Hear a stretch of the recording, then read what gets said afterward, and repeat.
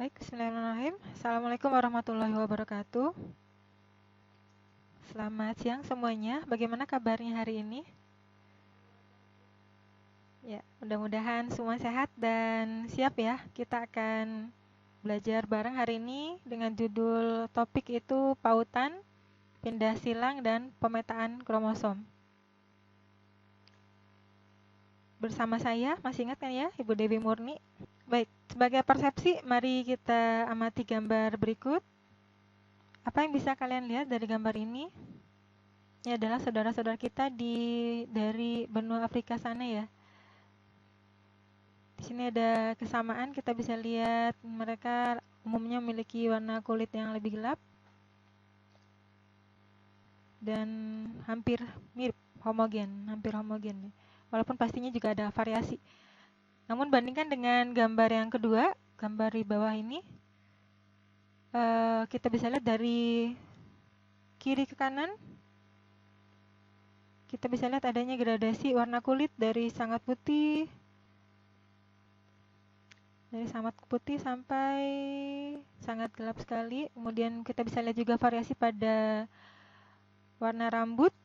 Ada yang pirang, kemudian coklat, hitam. Kemudian juga di sini kita bisa lihat ada rambut yang keriting, ada yang lurus. Nah, sebenarnya kira-kira menurut kalian apa sih yang menyebabkan adanya variasi ini? Kenapa masing-masing individu bisa memiliki fenotip atau penampakan yang berbeda? Ada faktor apa sebenarnya yang berperan dalam memunculkan adanya variasi ini?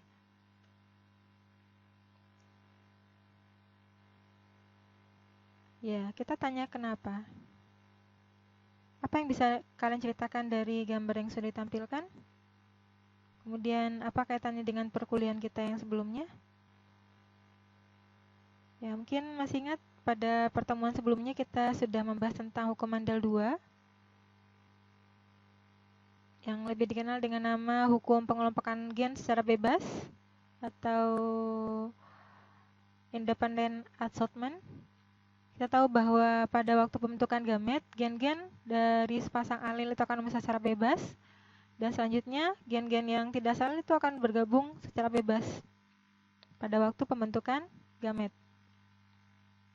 Nah, gen-gen tersebut pada umumnya terletak pada kromosom yang berbeda dalam kromosom non-homolognya.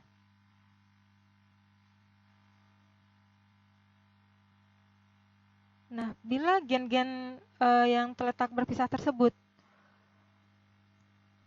kemudian pada waktu pembentukan gamet berpisah secara bebas dan bergabung secara bebas, maka pada waktu persilangan dihibrid,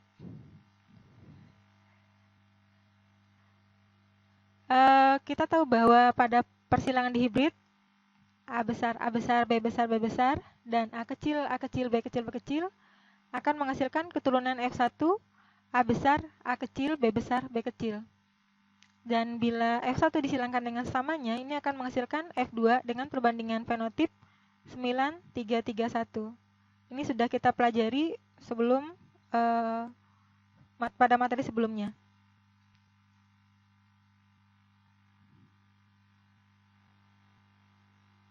Kemudian mari kita lihat gambar berikut dengan cermat. Di sini kita bisa melihat ada 4 pasang kromosom homolog, mulai dari kromosom 1, kromosom 2, kromosom 3, dan kromosom 4. Nah, kalau kromosom ini kemudian kita uraikan menjadi untaian DNA yang panjang, kemudian DNA tersebut kita sequencing, maka kita akan melihat urutan nukleotida.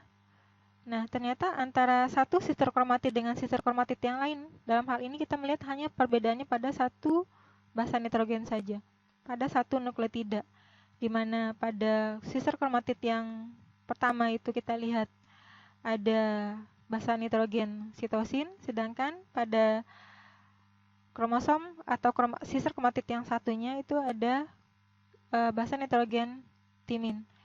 Nah, ini kita baru hanya melihat pada satu segmen saja. Bayangkan kita tahu bahwa kita punya 23 pasang kromosom, dan masing-masing kromosom itu kalau diuntaikan menjadi DNA itu sangat panjang, dan di dalam kromosom itu terdapat ribuan gen. Nah, dari situ bisa kita kaitkan dengan gambar tadi, variasi-variasi pada susunan gen inilah yang kemudian menunjukkan variasi-variasi fenotip.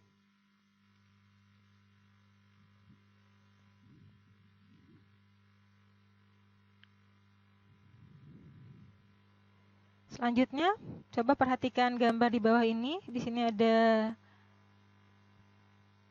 3 gambar yang berbeda.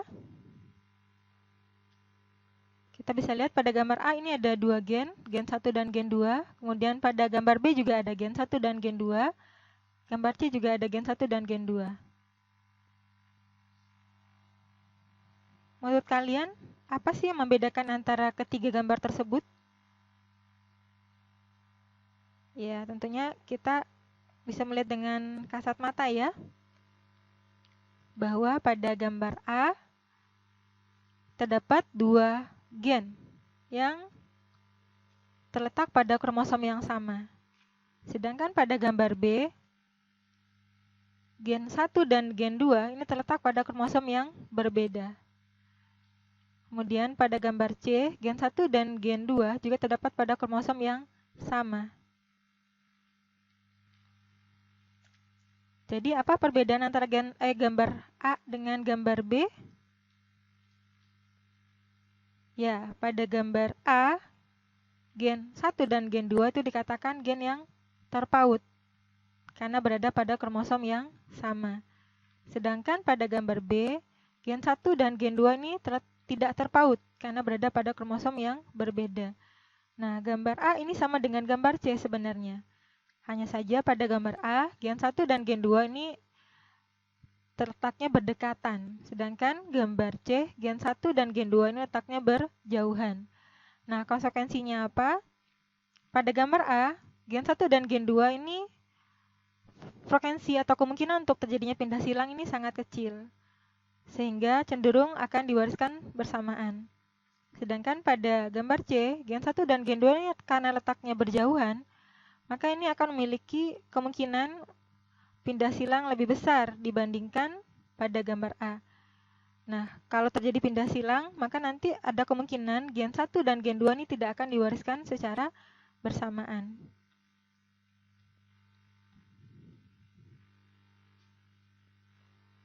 Jadi, apa yang bisa kita simpulkan tentang pautan?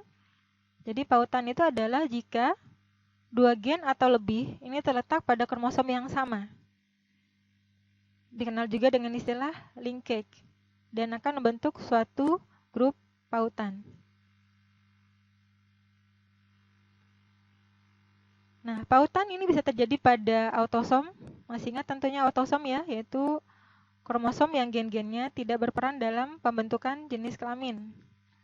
Sedangkan kromosom seks, misalkan kromosom X, ini kita tahu bahwa kromosom yang gen-gen yang terdapat pada kromosom tersebut itu sangat berperan dalam pembentukan ciri-ciri kelamin dan pembentukan jenis kelamin.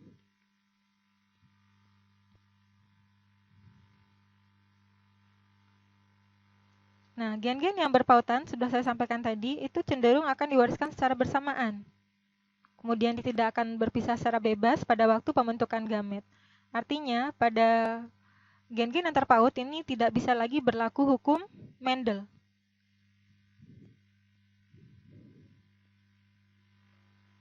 Ini adalah contoh kasus gen pautan pada Drosophila melanogaster.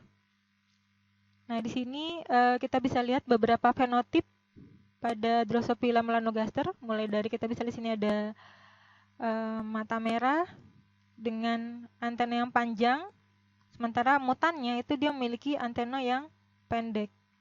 Kemudian karakter normal memiliki sayap yang panjang, sedangkan mutannya itu memiliki sayap yang pendek. Kemudian normalnya memiliki lengan atau kaki yang panjang, sedangkan mutannya itu kakinya pendek. Nah, kemudian badan kita bisa perhatikan, sini badannya abu-abu, sedangkan mutannya memiliki badan yang berwarna hitam. Kemudian juga warna mata, yang normalnya itu bermata merah, sedangkan mutan itu bermata ungu. Sayap tadi juga sudah kita bahas, ini ada sayap yang normal sayapnya panjang, sedangkan yang mutan ini sayapnya pendek. Ya, ini semua merupakan contoh fenotip yang berkaitan dengan adanya mutasi. Nah, gen-gen ini bisa saja saling terpaut.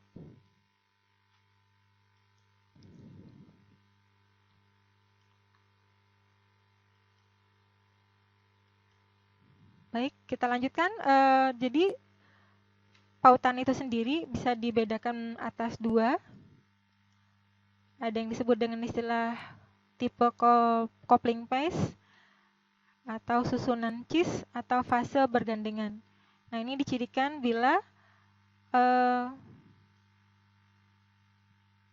gen-gennya itu, gen-gen yang terpaut itu adalah gen-gen yang dominan dan terletak pada kromosom yang sama. Sedangkan yang kedua, tipe repulsion, itu disebut juga dengan istilah susunan trans atau fase berseberangan, yaitu bila gen dominan terpaut dengan gen resesif pada kromosom yang sama. Kita bisa lihat di sini, A besar terpaut dengan B kecil, sedangkan A kecil terpaut dengan B besar.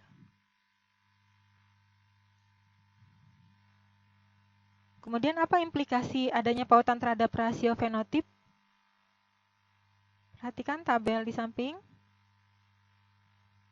Kira-kira dari tabel ini termasuk tipe apa?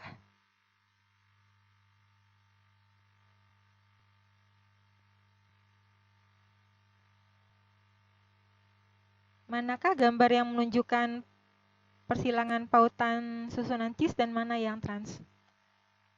Tadi apa kata kuncinya? Kalau untuk cis, yang terpaut adalah gen-gen yang dominan. Kita bisa lihat di sini gametnya A besar, A, B besar.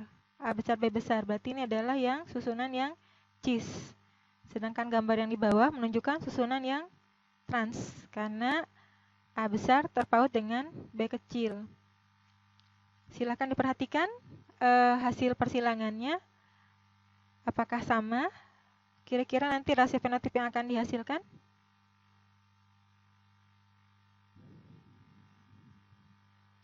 Ya, mari cek jawaban kalian dengan urutan uraian berikut ini.